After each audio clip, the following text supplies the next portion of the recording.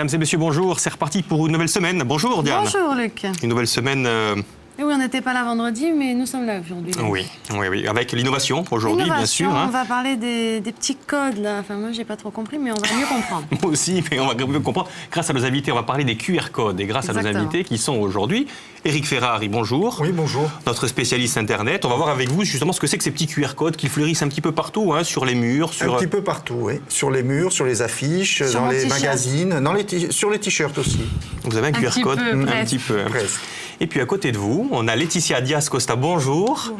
Alors vous êtes comme nous, vous ne connaissez pas trop les QR codes, mais vous êtes là parce que vous êtes notre 3 millième ami Facebook. C'est ça. 3 millième déjà.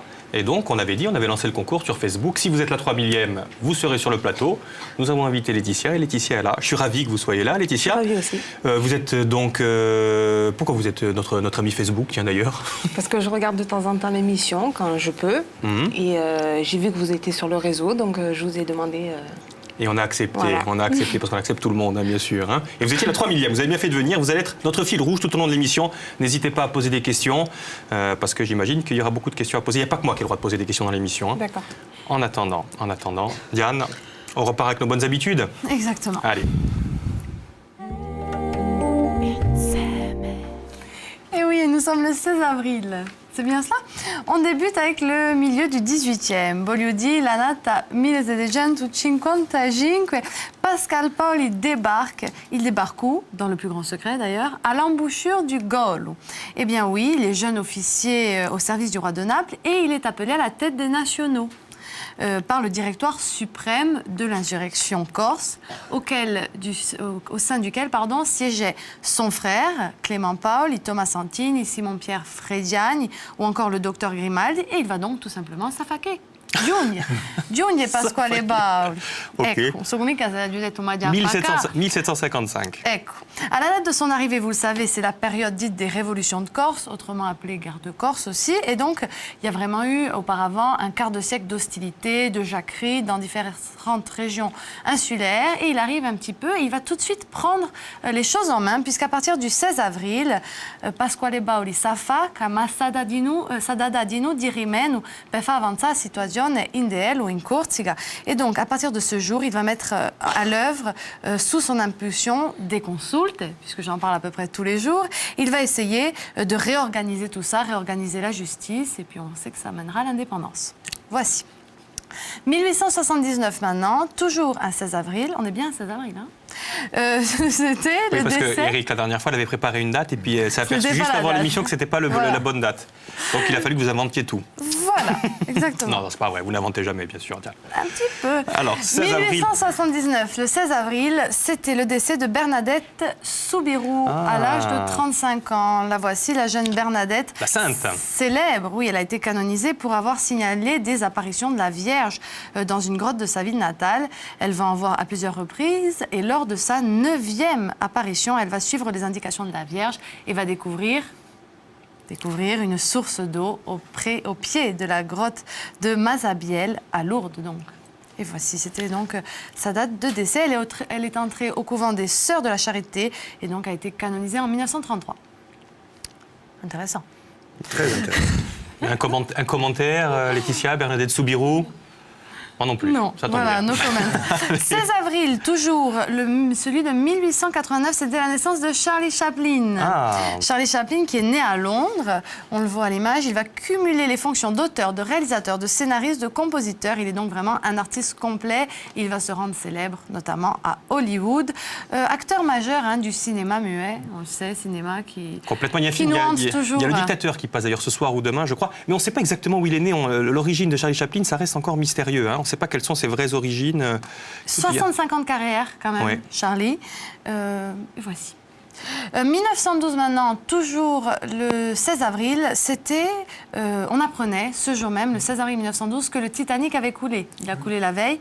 On l'apprend à travers la presse de l'époque et les autres favorisés vont bien sûr connaître la nouvelle via le TSF et le téléphone. Et puis de nombreux articles de presse à l'époque vont rendre compte de cette tragédie. 1503 morts. Hein. Vous avez regardé quelque chose? Tu as regardé le film. Vous Je suis un avez éternel regardé le romantique, film. vous pensez bien. J'étais en pleurs hier soir. Je continuerai à complètement. y croire. 1921, le 16 avril, c'était aussi la naissance, tout autre registre, la naissance de la vache qui rit, inventée par Léon Bell. Il s'agit donc, vous le savez, de la célèbre crème émentale. Et au début, on trouve que des portions uniques, et puis des portions de 3, de 8, de 12, de 16, de 24. Le dessin, il est signé Benjamin Rabier. Et après, elle va devenir rouge, parce qu'au début, elle n'était pas rouge. Elle va devenir rouge et puis après, elle va commencer à porter des boucles d'oreilles. Voilà, je vous parle de tout et de rien dans cette chronique. Nous continuons avec un chiffre d'affaires quand même de 7,4 milliards de francs en 1994. Donc ça marche, c'est une affaire qui roule. En 94, vous n'avez pas trouvé plus loin comme chiffre? Non, il n'y avait rien d'autre. D'accord. 2010 maintenant, le 16 avril, pour terminer cette chronique, eh bien 2010, c'était le volcan d'Islande, dont je ne prononcerai pas le nom, qui va perturber le trafic aérien, on s'en rappelle, avec un énorme nuage de cendres craché depuis l'Islande et qui va totalement bloquer et arrêter le trafic à l'échelle mondiale. Complètement, plus d'avions. Il y a Célia qui connaît exactement le nom de ce volcan. Donc elle va arriver d'ici quelques minutes. Elle nous le prononcera. Oui. C'est bon? C'est fini. Eh bien voilà, justement, c'est l'occasion. Elle va venir nous apprendre, entre autres, le nom du volcan islandais. Tout de suite, c'est notre chroniqueuse du lundi.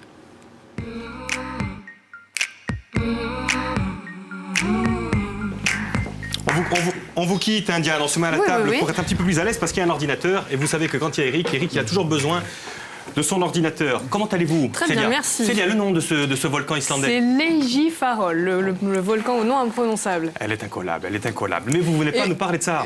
Pour revenir sur la chronique de Diane avec la vache qui rit, je voulais vous dire que la mise en abîme, vous regardez dans la boucle d'oreille de la vache qui rit, il y a encore la vache qui rit avec une boucle d'oreille. C'est une image sans fin. D'accord. Voilà. C'était l'info qui servait à rien. Non, complètement. Mais on va parler de QR code avec vous. Oui, je vais vous parler d'une révolution. La révolution est en marche, J-7, exactement. Mais en tout cas, ça n'a rien à voir, mais je voulais vous parler du marché de la téléphonie mobile. Alors, le marché ne s'est jamais aussi bien porté. Il y a 5 milliards d'utilisateurs à travers le monde, donc ça, c'est pas qu'en France. Et l'essor spectaculaire du marché se situe sur les smartphones. Donc, il y a 3 smartphones vendus pour un ordinateur, ce qui est quand même... Aujourd'hui, dans le monde, il y a 3 smartphones vendus pour un ordinateur. C'est énorme. Effectivement. Voilà. Les gens n'achètent plus d'ordinateur. Donc c'est un phénomène qui est quand même synonyme de révolution des usages, puisque à un moment donné, c'est à tel point que la convergence numérique en fait et la mobilité a fait apparaître une nouvelle catégorie d'utilisateurs, les mobinautes. Alors je pense que Laetitia en fait partie. Est-ce que vous savez Laetitia, êtes-vous une mobinaute? Oui, moi, je vais poser. Célia, c'est quoi un mobinaute? Est-ce que vous avez un smartphone? Oui. Est-ce qu'il a une connexion Internet? Oui. Donc elle fait partie de cette catégorie. Vous avez un ordinateur ou vous ne vous en servez plus? Les deux. Les deux. Moi, elle est une mauvaise faune. Il y a Diane. Diane fait de la résistance. Moi, je ne suis pas une mobinote, exactement. Non. Vous n'avez pas d'ordinateur non plus, vous, hein? Non, je suis à l'ancienne. Vous venez de succomber, Luc, d'ailleurs. Exactement, c'est vrai. Voilà, donc toi, regarde, mobinaute, le monde change autour de toi. Le monde se remplit lentement de petits cubes bizarres. Ce sont les QR codes. Alors, est-ce que vous savez ce que c'est, Luc, les QR codes? Non, je compte sur l'émission pour le savoir, comme je pense une majorité de téléspectateurs. Alors, ce que je vous propose de faire, c'est de regarder un reportage où vous aurez la réponse et ensuite on vérifie que vous avez bien tout compris. Ok.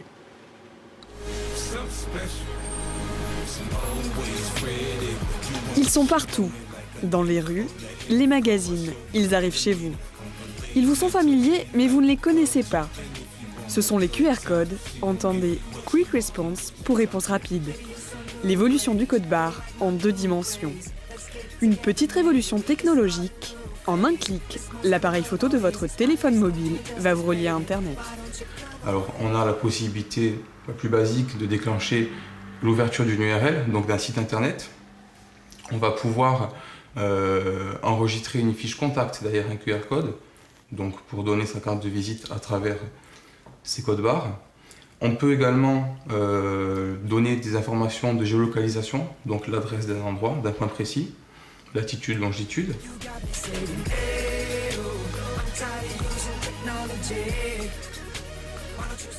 Le QR code est donc un catalyseur d'accès au contenu mobile. En clair, par le biais de votre téléphone, il va permettre une interaction intelligente avec les supports sur lesquels il est affiché. L'objectif premier, vous simplifier la vie.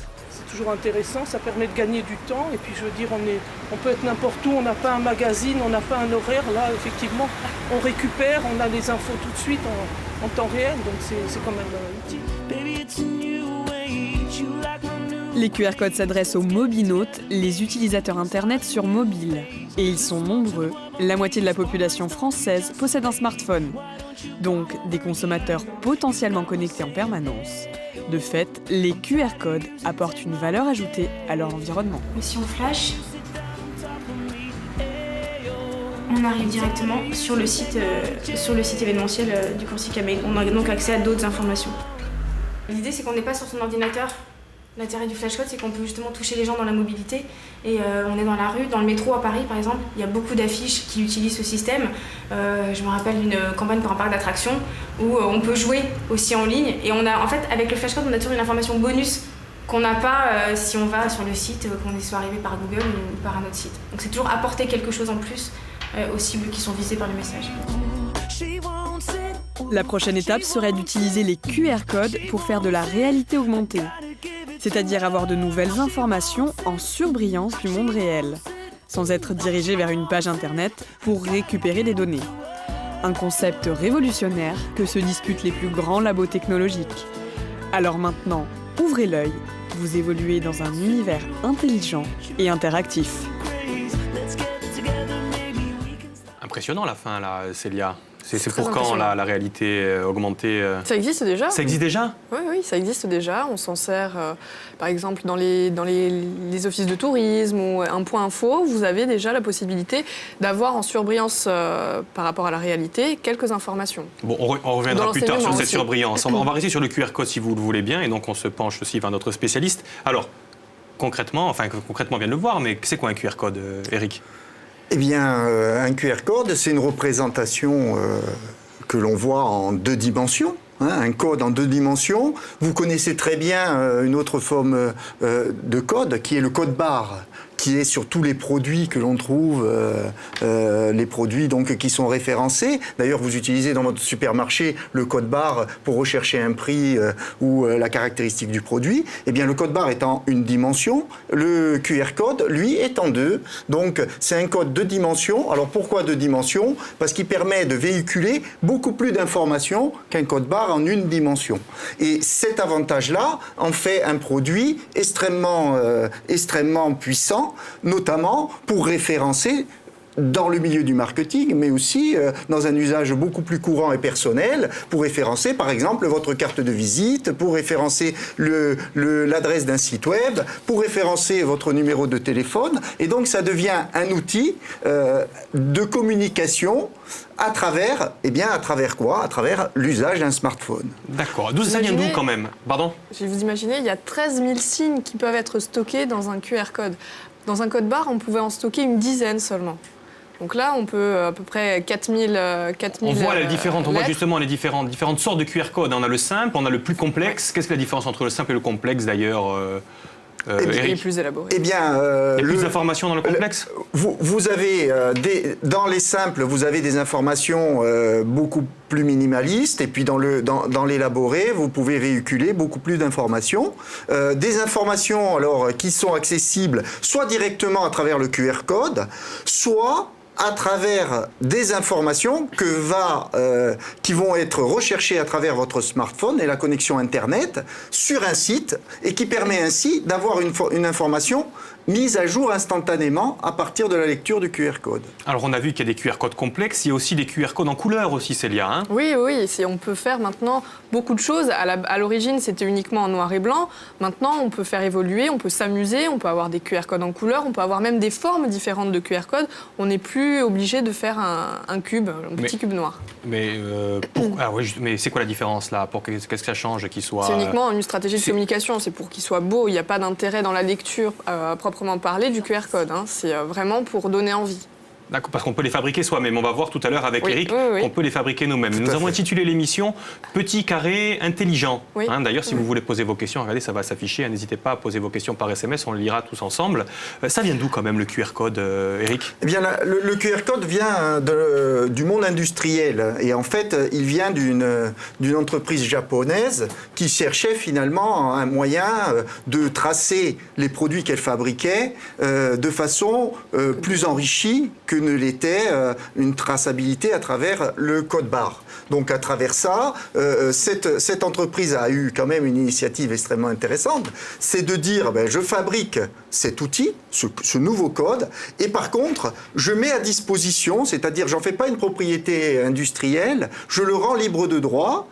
Donc on en revient au logiciel libre, de façon à ce que chacun puisse se l'approprier et le développer dans les usages qui l'intéressent. Et c'est comme ça, à travers cette mise à disposition d'une entreprise qui faisait de l'industrie et de la création de produits, que le QR code est rentré dans le domaine aujourd'hui quotidien de notre vie d'internaute et de mobinaute. Je ne m'étais pas encore aperçu, moi. Je crois que nous avons une question, Diane. Oui, ça veut dire quoi, QR? Ça veut dire Quick Response, pour réponse rapide, parce qu'en fait, c'est quelque chose qui peut être lu très très rapidement, en un flash d'appareil photo. Avec son téléphone. Alors, avec son téléphone. Justement, et ce qu'il faut savoir aujourd'hui, c'est que le QR code ne touche pas seulement ce qu'on appelle le smartphone, mais tout téléphone doté finalement d'un appareil photo. Or aujourd'hui, apparaissent sur le marché essentiellement des téléphones dotés d'un appareil photo. Ça veut dire que le téléphone le plus trivial aujourd'hui, qui est commercialisé et qui est généralement muni d'un appareil photo, potentiellement peut aller lire une information d'un QR code. D'accord. Et les informations, on verra tout à l'heure peut-être. Quelles informations on peut voir? Vous l'avez dit, carte de visite. Qu'est-ce qu'on lit sur ce QR code? Les informations, elles sont extrêmement diversifiées en termes... elles sont d'autant plus diversifiées qu'elles ciblent un usage marketing. Alors, Célia en a fait un peu le recensement, le tour, mais vas-y. Alors, on peut à la fois être redirigé vers un site internet, ça c'est la première des choses qui était possible, mais on peut également faire une V-card, c'est-à-dire une carte de visite virtuelle. Aujourd'hui, par exemple, on peut le poser sur un CV. Quand vous avez un CV, ça doit tenir sur une feuille A4, vous êtes confronté à une difficulté, vous ne savez pas quelle information vous devez mettre ou vous ne devez pas mettre, donc vous mettez l'essentiel et vous ajoutez un QR code sur votre CV, ce qui vous permet de mettre encore plus d'informations. À côté de ça, vous pouvez... Comment c'est encore plus d'informations, quoi? Même votre site, un site internet, ce que vous voulez. Ce que vous voulez. Un film, un court-métrage. Par exemple, un court-métrage qu'on aurait réalisé si on postule. Les travaux, voilà, on peut illustrer ces travaux, vous pouvez les mettre en lien sur le QR code. Alors un exemple extrêmement... C'est intéressant le cas du curriculum vitae, parce que finalement, aujourd'hui, quand vous transmettez un curriculum vitae, il se peut qu'entre le moment où vous le transmettez et le moment où la personne s'intéresse à votre curriculum vitae, eh bien, il y ait une mise à jour de cette information, de votre curriculum vitae. Donc l'idée, c'est d'ajouter sur votre curriculum vitae le QR code qui fait le lien vers votre curriculum vitae sur Internet, qui lui sera mise à jour. Comme ça, cette information papier qui finalement va se déprécier si elle n'avait pas le QR code, à travers le QR code, même une information papier, vous la rendez vivante, c'est-à-dire accessible à la mise à jour à travers le QR code qu'elle portera et qui référence la mise à jour du site web qui correspond à votre domaine. Ce qui est génial en plus avec le Après, QR je viendrai code, vers vous, Laetitia, ne vous inquiétez pas, on n'arrive pas à les couper. Allez-y, dites-moi, Célia. Et la V-card, c'est que le contact s'ajoute automatiquement dans les contacts du téléphone de la personne qui vous a flashé. Il n'y a pas besoin de créer un contact et de l'ajouter, ça se met automatiquement. Et c'est pareil pour un événement. Si demain, vous allez faire quelque chose, vous avez un rendez-vous, la personne va flasher le QR code et l'événement va s'ajouter automatiquement dans le calendrier du téléphone mobile de la personne qui a flashé le QR code. Alors après, Pardon, excusez-moi Célia. Non, parce que moi je voulais demander à Célia, j'imagine que vous vous posez la question qu'on se pose tous, et Diana aussi, c'est comment on le crée ce QR code, non? Ah oui. Parce que comment vous découvrez ce monde, donc, et comment ça se crée? Jamais utilisé. Non, c'est excessivement. Vous ne doutiez simple, pas que ces petits carrés ça recouvrait toutes ces informations? Ah non, du tout. Oui. Alors, vous avez bien fait de venir. Voilà.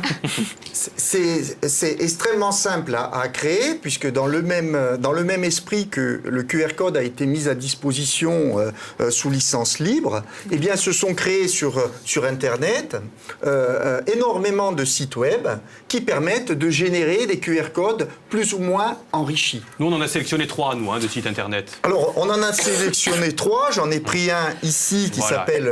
Enigma.mobile. Non, ça c'est les... Alors là, on n'est pas...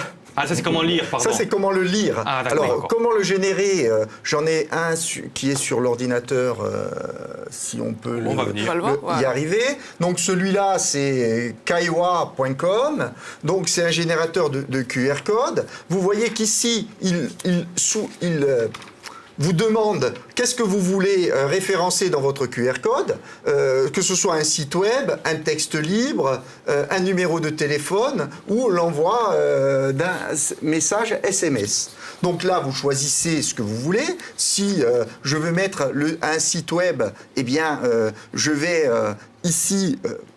laisser le contenu URL et puis je référence un site web, par exemple www.corse.fr pour ne prendre que celui-là qui est le site web de la collectivité territoriale de Corse. Et puis là, je mets générer et puis à ce moment-là, j'ai ici un QR code qui se génère et que je peux évidemment utiliser. Donc ça y est, c'est le QR code. Là, le QR code est généré. Et donc, Ça lui a pris 10 secondes. Hein. Ça m'a pris 10 secondes. Alors maintenant, l'astuce, c'est que je clique sur ce QR code, je fais fichier imprimer. Donc, qu'est-ce que je fais ? Je vais l'imprimer. Donc, je vais jusqu'au bout. Donc, je vais imprimer le QR bien, code. c'est en temps réel. C'est marrant. C'est vraiment une formalité. Voici mon QR code. Donc, je le présente ici. Et donc, maintenant, eh bien, les mobinautes qui sont en train de regarder INSEM peuvent... avec un flash code, un lecteur de QR code, eh bien, flasher ce QR code. Et qu'est-ce qui se passe à ce moment-là ? Normalement, ils sont renvoyés sur le site web que j'ai référencé. C'est-à-dire l'Assemblée de Corse. Celui... Alors, Célia va essayer. Donc elle s'est mise sur son application. Ça y est. Voilà, mais Voilà. Je ne sais pas si on voit quelque chose. Et donc, immédiatement, vous êtes... Immédiatement, je suis Attends, montrez la caméra, c'est incroyable, ça. Mais alors, justement, Eric, comment on peut équiper son téléphone ? C'est là où on voit justement les 3 adresses que j'ai montrées tout à l'heure pour lire ce QR code. Fonctionner immédiatement. Parce que mon téléphone, moi, je ne sais pas comment lire un QR code. Alors, donc, voilà pour l'esprit. Alors, vous savez, on parlait la fois dernière de hacker, du phénomène de hacking, c'est-à-dire détourner une ville, par exemple, de son usage habituel. Eh bien, parfois, des gens hackent la ville de cette façon, c'est-à-dire en collant des QR codes tels que ceux-là dans la ville pour, eh bien, mettre l'accent sur un lieu inédit, mettre l'accent sur une manifestation inédite. Donc, vous pouvez générer toute une activité autour de QR codes qui peuvent être mises en place sur un ensemble d'usages. Que ce soit un bâtiment, pour dire, tiens, ce bâtiment, il est intéressant, et moi, j'ai fait une rubrique qui décrit ce bâtiment.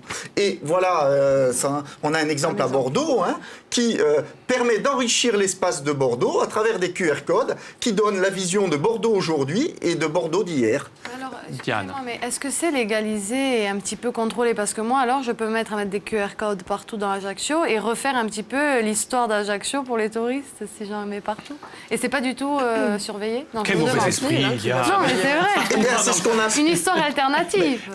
Eh bien, tout à fait. Ça fait partie aujourd'hui de cette liberté d'expression qui est revendiquée. Alors, bien évidemment, que cette liberté d'expression soit aussi corresponde à un sens éthique, à ce qu'on appelait la nétiquette, la sens éthique du net. Mais on peut très bien, effectivement, détourner un environnement pour le cibler sur un usage spécifique, et ne serait-ce qu'en utilisant ces petits objets-là que sont des QR codes. Et vous avez vu comme c'est très facile à fabriquer et facile à utiliser. Très bien. Bah oui, oui, C'est la CNIL aussi qui peut, au même titre que n'importe quelle autre chose, n'importe quel autre message véhiculé sur Internet qui évidemment, va régir... tout usage, abusif, on peut avoir un usage abusif du QR code, évidemment. Il sera réprimé. Ils seront réprimés de la même façon que le sont tous les usages abusifs sur le net. Mais en tout état de cause, là, vous avez un outil qui est extrêmement performant. Alors, ce que vous soulignez tout à l'heure, c'est comment faire pour lire ces QR codes. Ouais. Eh bien, comment faire pour les QR codes? Je pense qu'on n'aura pas le temps d'en parler de cette partie de l'émission, mais on en parlera dans la deuxième partie de l'émission, parce que j'imagine qu'il faut télécharger quelque chose dans son téléphone, non? On peut Exactement. l'expliquer rapidement, non, parce qu'on va en avoir besoin dans la seconde partie. Ah, alors rapidement, donc il y avait ces 3 adresses qui sont apparues, c'est cela? Oui. Hein, on va les remettre si vous le voulez bien. i-enigma.mob, get-neoreader.com et nmobiletag.com. Puis on peut acheter, ou pas acheter, c'est gratuit, une application. Alors, je recommanderais dans la deuxième partie de l'édition un petit site quand même qui est national, qui s'appelle Proxy Mobile, qui permet d'avoir des petites appliquettes comme celle-là, référencées par l'État, et qui donc garantit que ces appliquettes sont quand même estampillées pour l'usage qu'elles revendiquent. Mais en tout état de cause, en achetant ce petit lecteur, eh bien vous pouvez lire tous les QR codes qui se présentent. Allez, on À quelques exceptions près. récapitule tout ça dans la seconde partie de l'émission. On reste avec notre invité fil rouge et on reste avec vous surtout dans 5 petites minutes. Il y a même une nouvelle invitée qui va arriver. Allez, je compte sur vous. À tout de suite, on reste dans les QR codes, hein, ne vous inquiétez pas.